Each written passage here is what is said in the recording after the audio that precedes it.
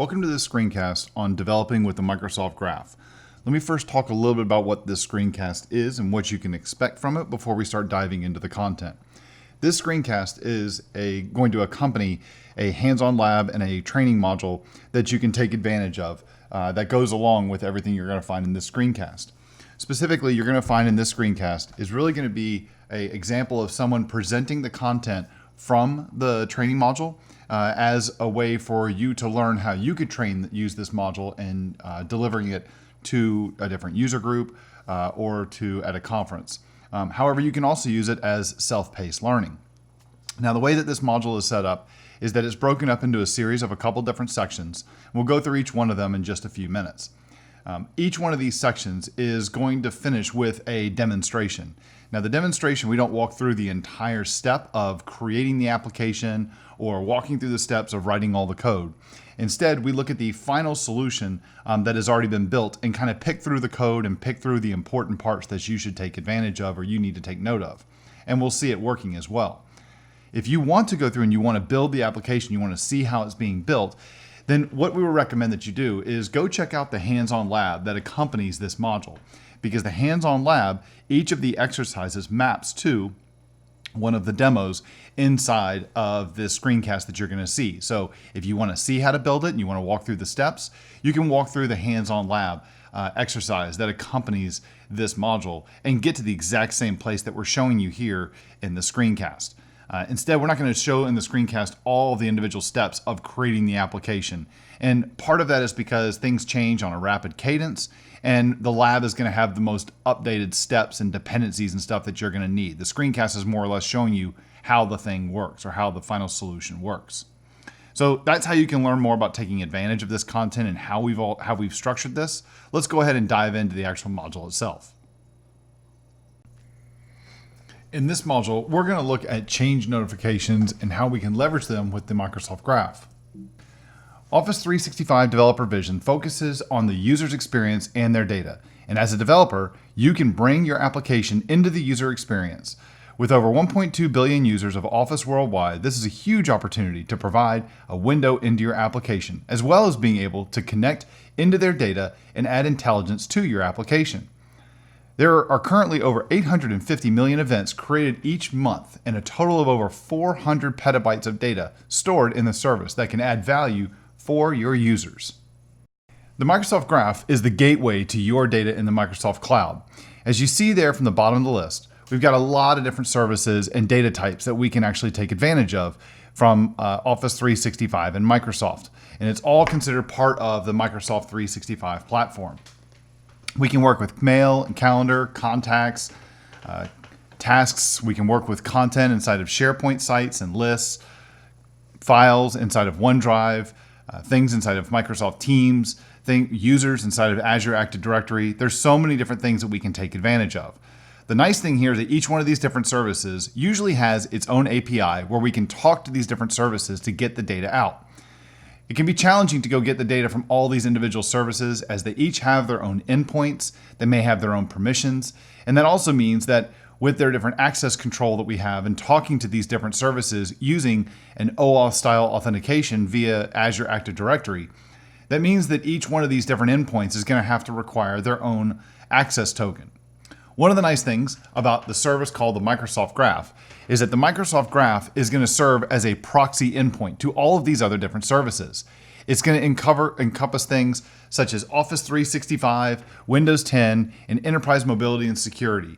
And it brings all of these different services under one top-level service called graph.microsoft.com. The advantage to using the Microsoft Graph is that it's going to allow you to just have a single point resource, which means you're only going to need a single access token to be able to talk to all these different services. They still have their own individual permissions, or as we refer to them as scopes, so that everything is still secured in a very individual way. But this makes it easier for developers to build applications. Let's talk about change notifications with the Microsoft Graph API. These are going to allow applications to be notified when data changes or is created in the Microsoft Graph. You're going to be able to subscribe to particular notifications. So for example, I want to be notified when a user object has been updated or when a new file has been added to OneDrive. You're also going to have to renew subscriptions for notifications as needed, as they're going to have an expiration date or expiration time associated with them. And if you don't do anything to renew them, they will eventually expire. So you will have to keep track of this and make sure that you renew your subscriptions. You can combine these notifications that you receive from the Microsoft Graph with track changes for a very robust data notification infrastructure that you can set up in your application.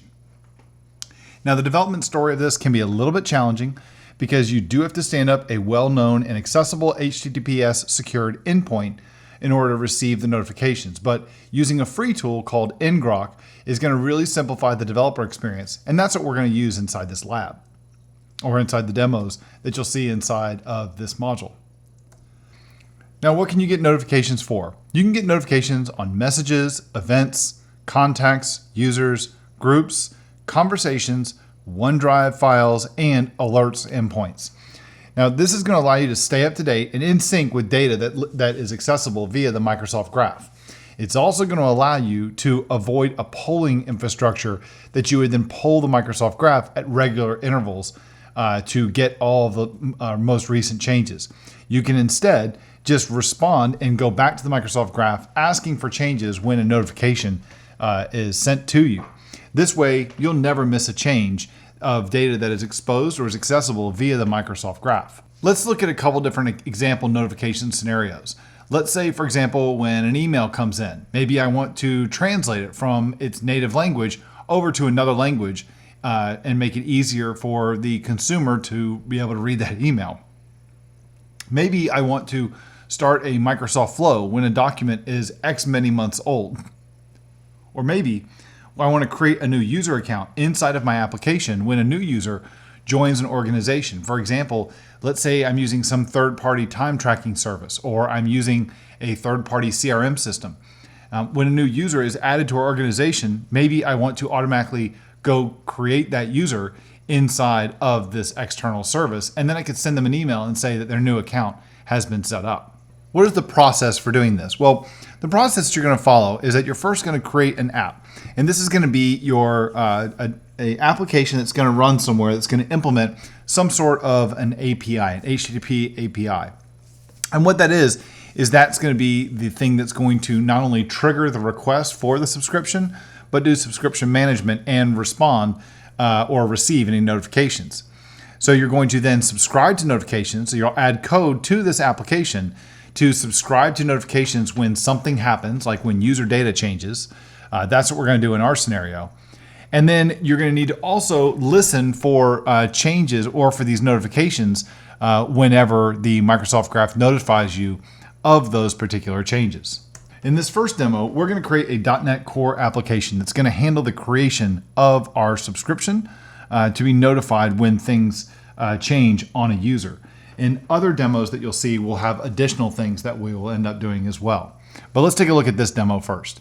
Again, just like other Microsoft Graph training modules that we have here, we're going to look at a built solution and we're going to see how to configure it in order for it to work.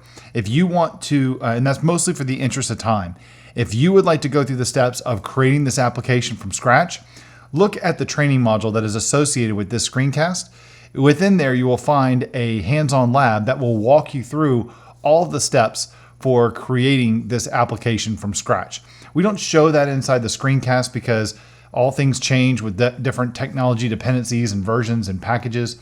And so the video, instead of letting the video get out of sync really quick or out of to be out of date really quick, instead we're going to keep the hands-on lab updated, and you can refer to the hands-on lab to walk through those specific scenarios. It also has the built solutions in there for each one of the demos that we're showing you in this screencast. But let's go ahead and dive into the demo. In this first demo, we're going to see how to set up our application with our Azure AD authentication. As I explained in the previous section, we're not walking through all the steps of creating the application from scratch. Instead, what we're doing is we're focusing on the application that's already been built, and I'm going to highlight specific pieces of it.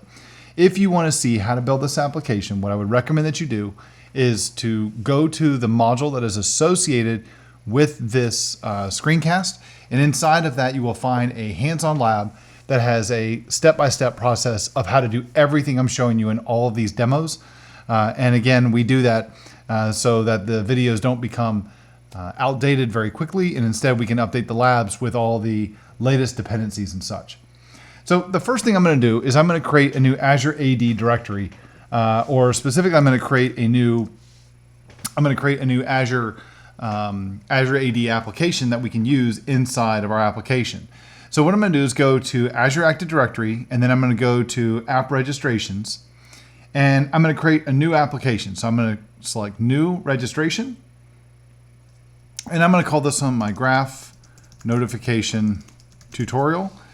And I can choose any of these different options here. In this case, I'm going to choose, we'll use any directory and personal accounts. This really doesn't, it doesn't really matter what I'm going to choose in this case here, but this will let me use any kind of a login that I want to use in this case. Now, in addition, a little bit farther down, it's kind of hard to see here, I can set up a redirect. And so what I'm going to do for my redirect is I'm just going to go ahead and say HTTP ://localhost, like that. So just start with localhost. And then I'm going to go ahead and select register. Now, what I'm going to want to do is I'm going to want to make sure that I grab both the client ID, and I'm also going to want to grab the directory or the tenant IDs. I might need that later. I'm just going to paste these in a separate notepad instance or separate text instance for reference later. You'll see where we need that in just a bit. But one of the things I'm going to need to do here is I'm going to need to set up a client secret. So I'm going to come over here to Certificates and Secrets, and then I'm going to choose Create a New Secret. And so this one, we'll just say it's only good for, we'll just call this my primary secret, and I'll say Add. And it's going to go ahead and create a new secret. Now, it's important when it shows me this secret, if I scroll down a bit, it's important that I copy this right now because I will never see this again. It will go away. So up here it even says you'll never be able to retrieve it. I can always create another one and delete this one if I want to, but in this case here, I'm going to go ahead and copy because I'm going to need access to this later. Now, the next thing I want to do is let's grant our application some permissions. Now, I could do this with the delegated or the dynamic permissions, or dynamic consent, but I'm just going to define it here instead. So I'm going to say API permissions. I'm going to add a new permission, and in our case, I'm going to add a application permission. So select Microsoft Graph, application permission, and I'm going to find the permission user.read.write.all. And that is down here a little bit off screen. There we go. I want this one right here. So I'll select that one and I'll say add the permission. And you see here that I'm getting this message here that it's not granted for this tenant, even though I selected it as an app only or an application permission.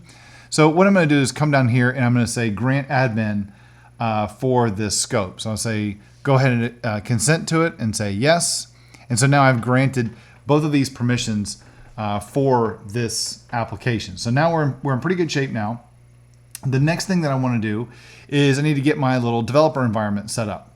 So what I'm going to do is come over here to my command prompt, and we're going to use a tool called Engram. Now, what Engram does is it creates a well-known URL, HTTPS-based URL at the Engram website, and it will any traffic that it receives, it will be redirected to my local machine through like a little reverse proxy tool, making my life a lot easier. So what I'm going to say is I'm just going to do engram.http 5000.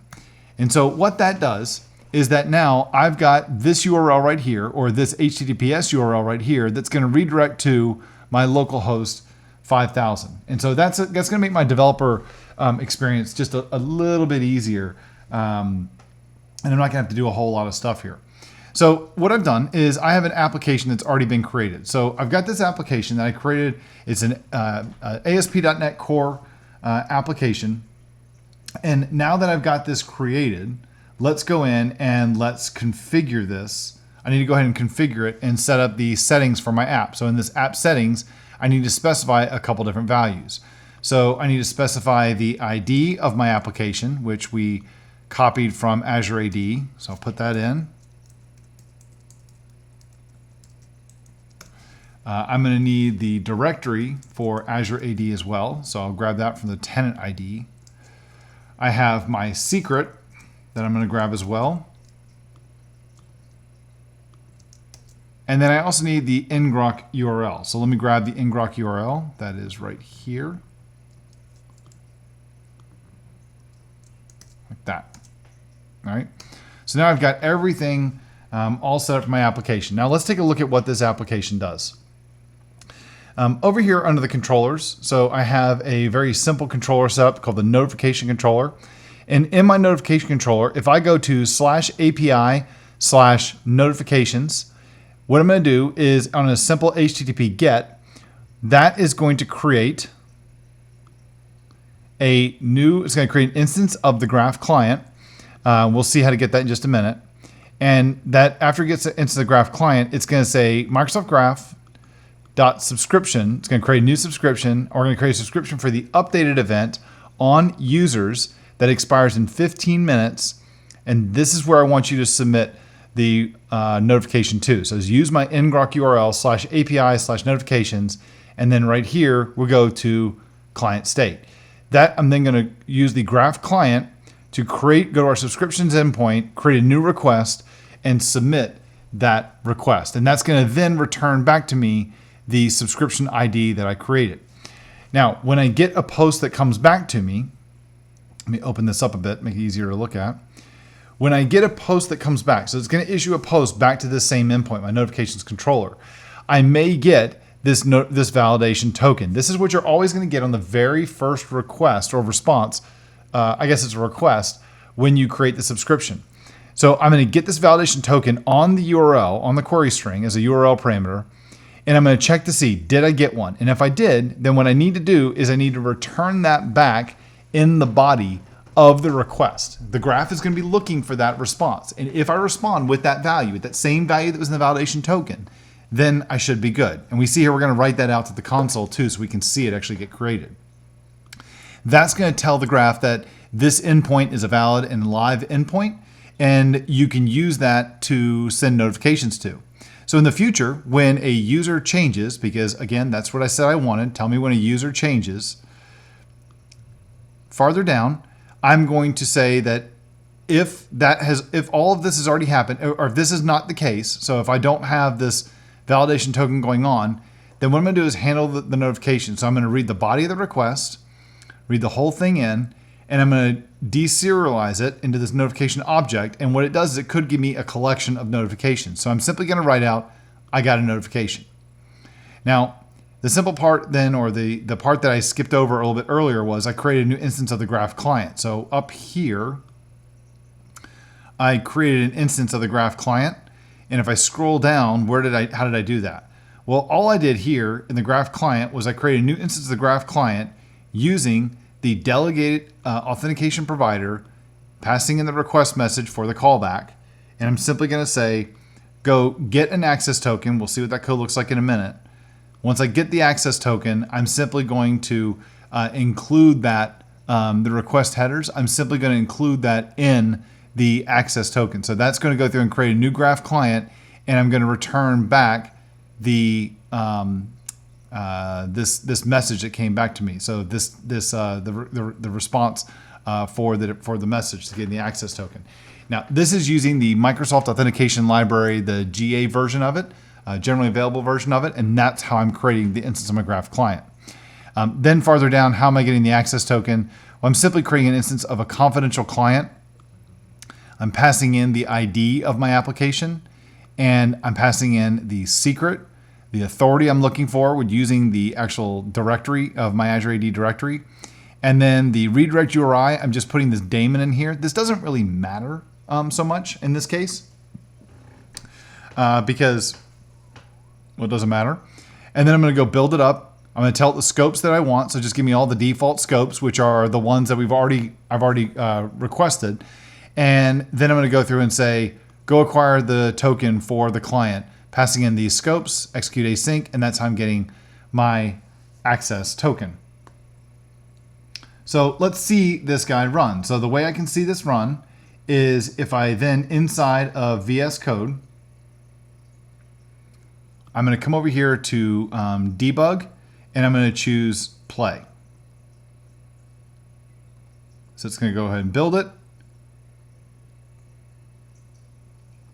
Everything built. It's loading, and at some point it's going to tell us. There we go. The application has loaded now. So it's now listening on 2 different ports. So HTTP localhost 5000. So that's what we want. Now, let's come back over to our browser and let's create a new subscription. So I'm going to go to HTTP localhost 5000 /API /notifications. Now, when I do this, it should go through and submit a request to the Microsoft Graph to create a new subscription. We will get a request back to our application. All right, we'll get a request back to our application that is going to have the validation token on it. And when that is responded back to the Microsoft Graph, the Graph should then create our subscription, and we should now have our subscription created, and now we're just waiting for it to finish. So a couple things to look at here. If I come over here, you'll see I have no requests to my endpoint. I should see, ideally, I should see 2 in just a minute. I should see a GET request, and I should see a GET request, and I should also see a post, where the post can be the validation request. So let's go through and move this over a little bit so we can see those come in. So let's go ahead and run this. Not S, HTTP. So there, our GET was received, and then there's our post. So we made our post, the post came back, and there is our subscription that was created. Now, if I come back over here to VS Code, I should be able to see inside of the application, we have a log in here. So here we can see inside of our console where we're actually getting our validation token. So you can see the validation token that we received is listed right here. So now let's try and trigger the notification to actually kick off. So what I'm going to do, now this has been running for a couple minutes, I'm going to go over to one of my users. So let's go over here to Azure AD, and I'm going to go to one of my users. So let's find our users, and I'm going to find, let's do Adele. And I'm going to edit Adele, and I'm going to change her office location. So let's scroll over, scroll down. Let's find her office location. Let's change her to 2222. So I'm going to go ahead and save my changes, and we hopefully should see a notification show up within just a minute or so. And what we'll do is we'll also open up VS Code because it's going to write it out to the console. Here we can see a couple notifications have been received. So you can see I've received a few notifications right here. And what I did is while we were waiting, I actually made changes to a couple different users because sometimes it takes, the first time you create this, takes a few seconds for it to get going. But I created a couple notifications for a couple different users. So you can see here, there's the change type, what was updated, the client state came back to me. And now we're seeing users actually getting updated here inside of our application. So in this demo, what you saw was how we configured our application in order to respond to both create a subscription and to receive notifications from the Microsoft Graph when users were actually updated. So in future demos, we're going to see how to do additional things. In this section, we're going to look at how we can manage the notification lifecycle with the Microsoft Graph. And specifically, we need to understand how to deal with renewing the subscription. So we're going to first talk about subscribing to the notifications with the Microsoft Graph. So the first thing that we're going to want to do is we're going to want to create an Azure AD application with the correct permissions that we're going to need for things like, say, for the different notifications. So in our case, maybe it's mail.read. In our case, it would be actually user.read to find out the things that happen on a user. I'm then going to need to get an access token for the Microsoft Graph, and then I'm going to create a notification and by submitting a request to create a notification to the Microsoft Graph for the notification we want to receive. For example, if a mail is received or if a user is updated. And then when that happens, what the Microsoft Graph will do is it will immediately make a call back to the endpoint that we're registering in our subscription. And it's going to require us to respond within a certain amount of time to tell the Microsoft Graph that this subscription endpoint is alive. It is alive and well. And there's a process where you pull something off of the query string and you simply respond back with it in the body of the request. And that essentially tells the Microsoft Graph that you have a working API on your side that is responding to these notifications. You then are then also going to need to set up some infrastructure to monitor your subscriptions and make sure that things don't expire. So different endpoints or different entities have different subscription lifetime maximized lifetimes. So let's just say one of them, like say getting a change notification on a user, is only going to be valid for 3 days, or let's just say 3 hours. Your subscription will be good for 3 hours, but then after that 3 hours, the subscription will automatically be purged from the system. It won't send you any more notifications. So what you're going to want to do is have some sort of a process that is going to reach out to the subscriptions endpoint and make sure that your subscription is not expired or is not going to expire in a certain amount of time. The logic is up to you how you define it. And if it is going to expire, you can simply renew the subscription for another 3 hours from where you are. So you just need to make sure and keep track of that on your side to ensure that the subscriptions are valid. Every single time a notification is kicked off, it does tell you what subscription triggered the notification and when the subscription expires. So that's one option that you can use to just wait for the notifications to come in. But in the example I just gave you a minute ago, what happens if the subscription if you don't get a notification for say 5 hours? Well, then the subscription would have expired, and so you really wouldn't have even gotten that notification. You would have just missed it altogether if you were using the notification process as your check for the renewing of your subscriptions. So generally the pattern we see people do with this is you set up one process to watch the subscriptions and another process is listening for the notifications. You can do them in the same process, but a lot of people do them in two separate processes. So here's an example for making a request for user updates. So I'm creating a subscription here, and I'm doing that by doing an HTTP post to the subscriptions endpoint on the Graph REST API, passing in my authorization header, and the payload for the request is I'm asking for the change type to be updated. So let me know when a user is updated. Specifically, how do I know it's a user that I'm looking for? Well, you see the resources section. It's saying, look at the resource of /users. So whenever a user is updated, that's what I want to know. The notification URL, that is where should the HTTP post from the Microsoft Graph be sent to. And so I want you to send it to right here. And then the expiration date and time is me saying, here's when I want this subscription to expire. Now, you have to look at the documentation for the resources you're talking to and ensure that the one that you're specifying, that the expiration date is far enough in advance that is still inside the maximum window of what's supported. Now that last bit there that you see about the client state, it's the second option in the payload. That is any value that you want to put in there. So I'm just saying secret client state, but it can be anything you want.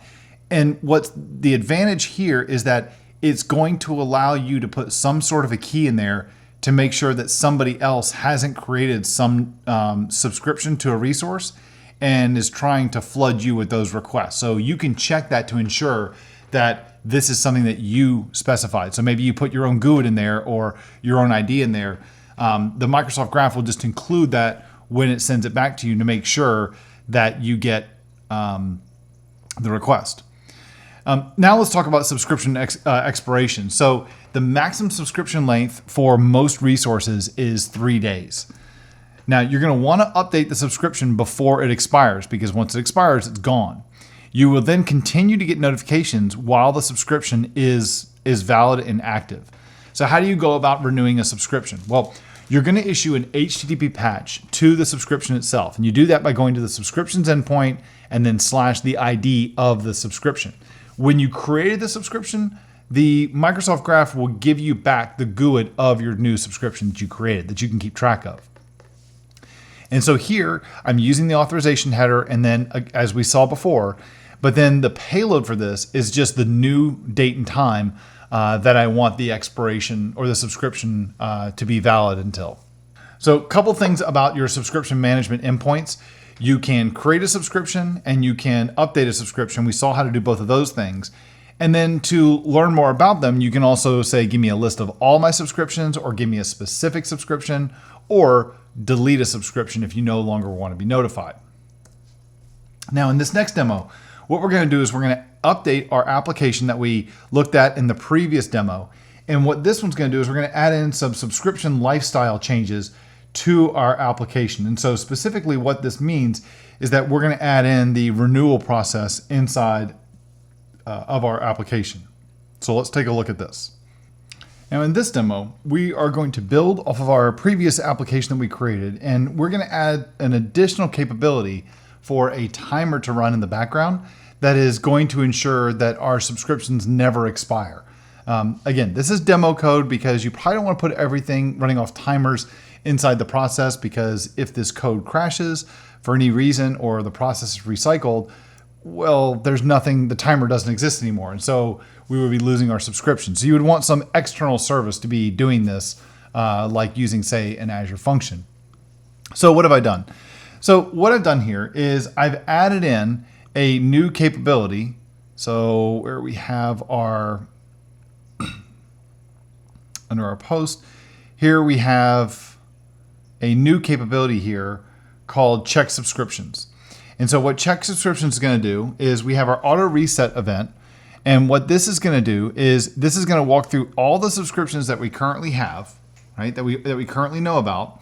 And it's going to look at the expiration date and time for the subscription. And it's going to add on 2 minutes to the expiration. So if it expires within the next 2 minutes, then I want to renew the subscription. So if I scroll down a little bit here, how do we renew it? Well, I'm simply going to go get a graph client. I'm going to change the expiration date and add 5 more minutes to it. And then I'm simply going to issue another request that I want to go with the Microsoft Graph. I want to update this subscription with this new object, and it will renew that subscription and write that out on the console. So one thing that we have changed here, if I scroll up a bit, you can see that I've changed the subscription lifetime to just 5 minutes now. So I've shortened things up a little bit.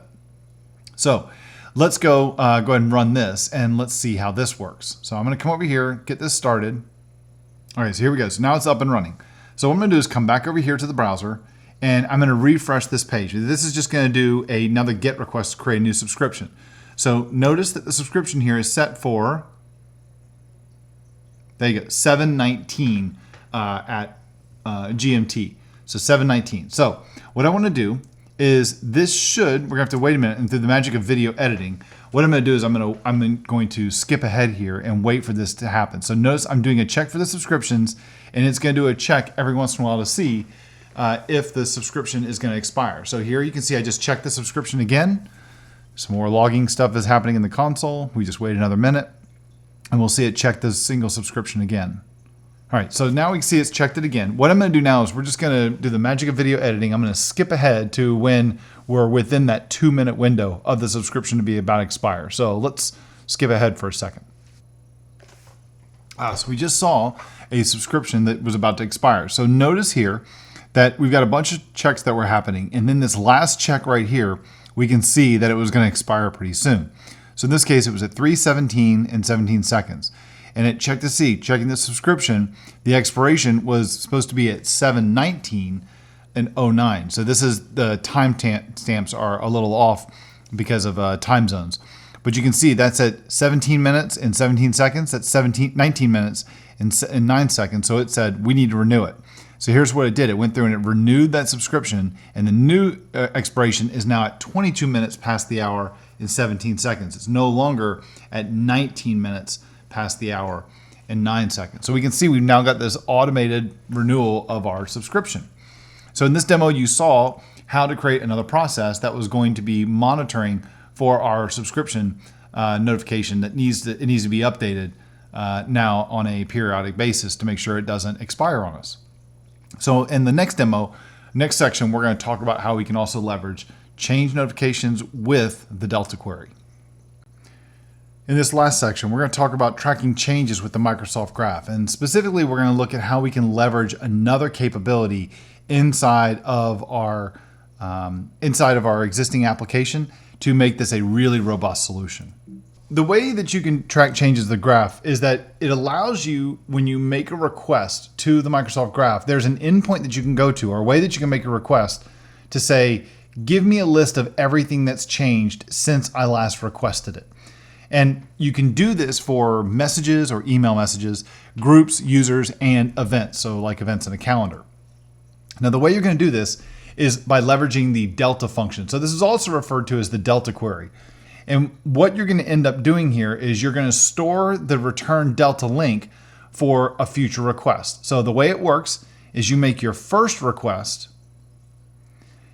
And when you make that first request, you are going to go to the delta link, and it's going to give, or the delta endpoint for, let's just say I want all my users.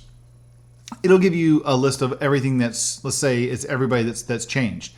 I'm doing my query for all my users and get a delta link of all the users, and it will give me a list of all the users inside my tenant because it's the first request I'm making. So there's nothing to base it off of from the first request. Inside of that response, there will be a property called delta link, and that's going to be the new URL that I should use the next time around when I make the request. And so that's got something inside the URL that is kind of a timestamp or a change token that says that when Graph gets that second request, it's going to know that it needs to get everything since this last time. You can also use the $select property or argument URL parameter to narrow what changes you're specifically looking for. So here's how this works. You're going to issue your first request, let's say for all of my users. So I'm going to say get all of the users by going to the graph.microsoft.com/users endpoint, and then I put on the /delta on the end of the URL. And so here I'm going to get a response. Now, we're going to get a bunch of users back, but the important thing that I want you to focus on is that @odata.deltalink property. And that's got a nice long URL. And notice inside that URL, there's a skip token. And that skip token is what the Graph is going to use the next time it gets this request. It uses that to figure out that I made a request at the request that you see at the top of the page. And so that'll give me only the changes that happened since then. Now, you can use change notifications and track changes both together. So change notifications is going to notify me when something changes. Instead of me basing my change off of the just the request that's being submitted. So when the Graph says, hey, this user got updated, instead of me going back to just get that specific user, I should instead leverage the delta query to say, let's go get all the changes that happened. So what I would do is the first time I make my request, I'm going to say, give me all my list. In the case of the demo that we're going to look at in a minute, I'm going to say, give me a list of all my users. The first time it makes that request. And when it gets the response back, I'm going to save the delta query. And then I'm going to subscribe to the notifications for new changes or new users added to my directory.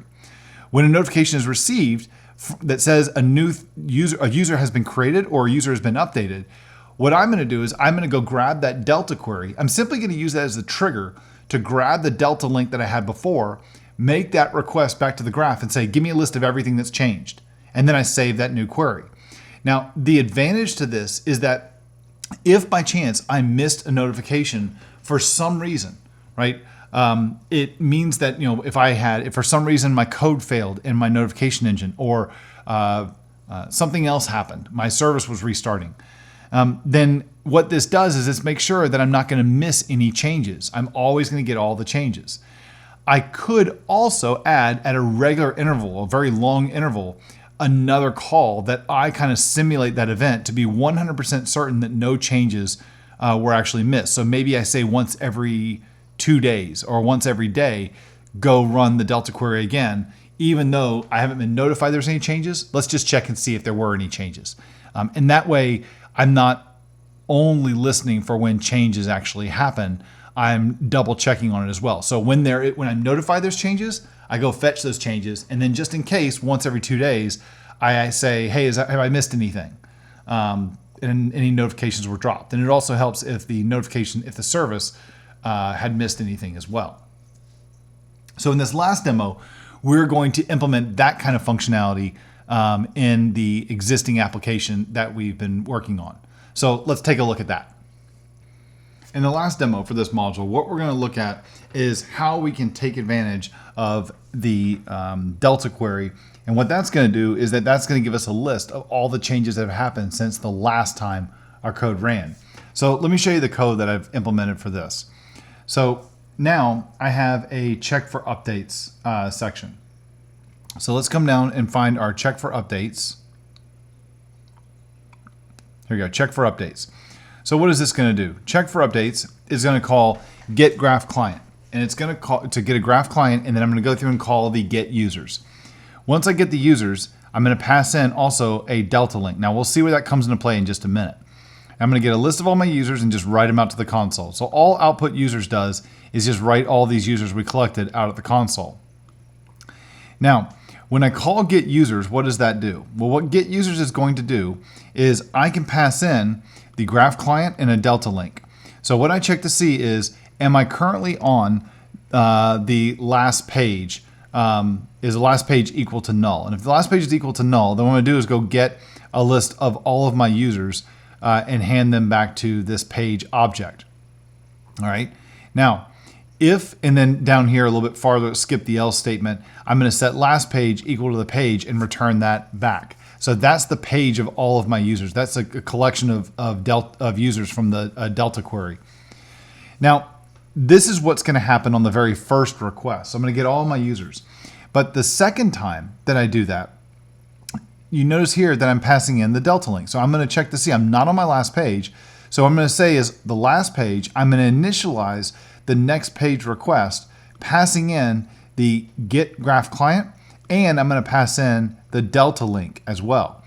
And then that's going to say call last page, get the next page request, and that's going to go through and hand us back all the data. So what I want to do here, what this is doing is when I say this last page thing, this is, I'm only going to be getting like a certain number of users back. So if I have 1,000 users in my organization, I'm not going to get all 1,000 back on the first time.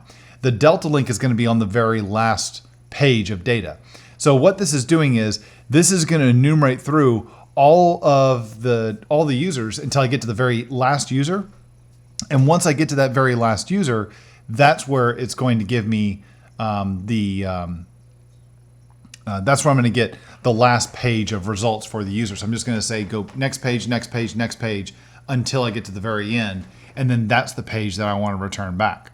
So once I return that page back on get users, so that's what this is right here, and I write out all the users, then it says let's go through all of the pages so that we can get the delta link on the very last page. So I'm going to run through all of those, and then when I get to the very end, I'm going to keep writing out all of those users, but then I'm going to check to see on the last page. So now I'm currently on the last page. I'm going to say users.additional data. I'm going to try and get the delta link. I'm going to get that value back, and I'm going to save that inside of a global property on this controller, which I've defined right here. Here's my delta link right here. So the next time the request comes in to get users, what is it? So get, just checking the subscription, check for updates. There we go. So check for updates.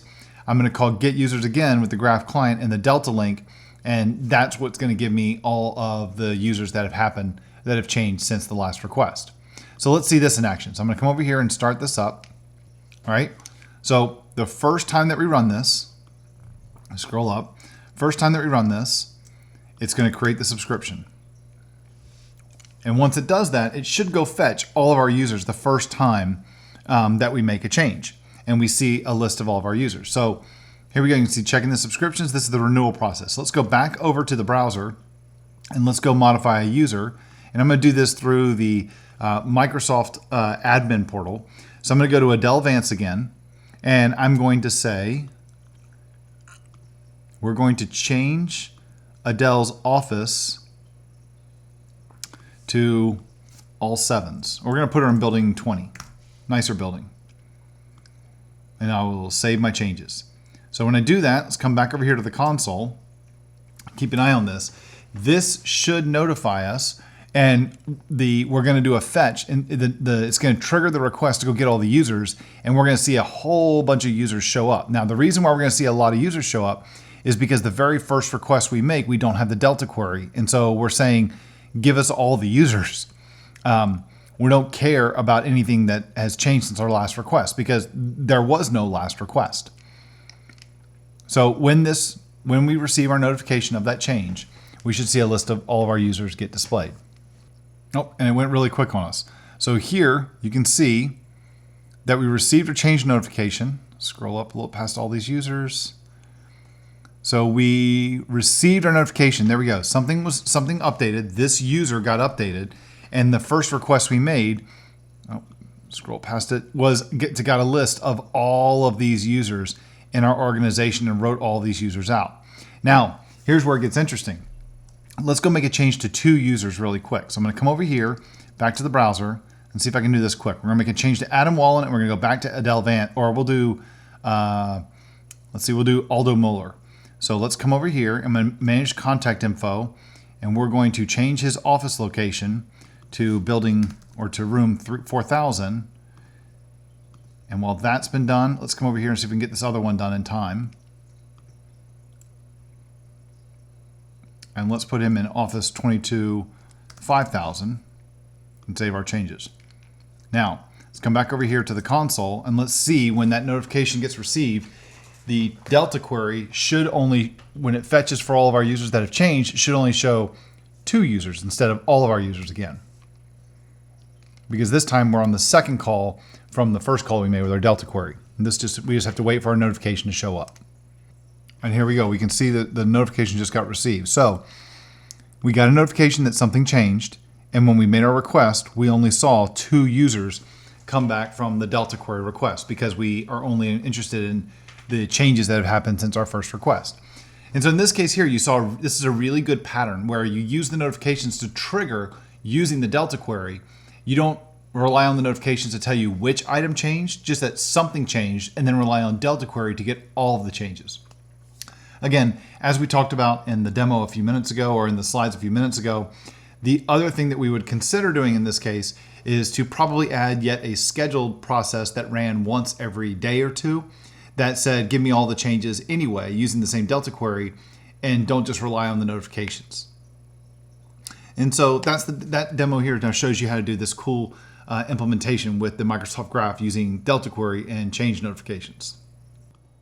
Now we've reached the end of this screencast for this module. You've seen a lot about how to do development with the Microsoft Graph based on the topic that we've covered here. Keep in mind that everything you saw here inside the screencast accompanies a training module where you can find slides and hands-on labs and all the final solutions that we showed you in the demos inside this screencast. So if you want to learn more, I recommend you check out the module associated with this screencast. Again, if you remember, the demonstrations that we showed you in this screencast, they don't walk you through every single step of building the application. Rather, we just look at the final solution that we've built and we see it running, which you can expect to see. If you want to see how to go about building a solution just like this, go look at the hands-on lab exercise that accompanies this module because each of the demos corresponds with a specific exercise from the hands-on lab. So we have steps where you can walk through each one of these things. Again, one of the reasons we don't do all of the individual steps in the screencast is because things change on a very rapid cadence in this new cloud world, and different dependencies change, version numbers change, maybe a couple steps in screen caps are going to change as well in the hands-on lab. And so we keep the hands-on labs updated every couple months. But the videos would get out of date really quick if we tried to do that. So to save a little bit of time, we've just showed you the final solution and we maintain the hands-on labs that you can take advantage of. I hope you got a lot out of this. There are a lot of other training modules associated with the Microsoft Graph that I'd recommend that you definitely take a look at. We've also got a couple additional links here that are at the end of the slides in the training module where you could use to learn more about this technology. So again, hope you got a lot out of this and you enjoyed this screencast. Thank you very much for taking the time to watch it.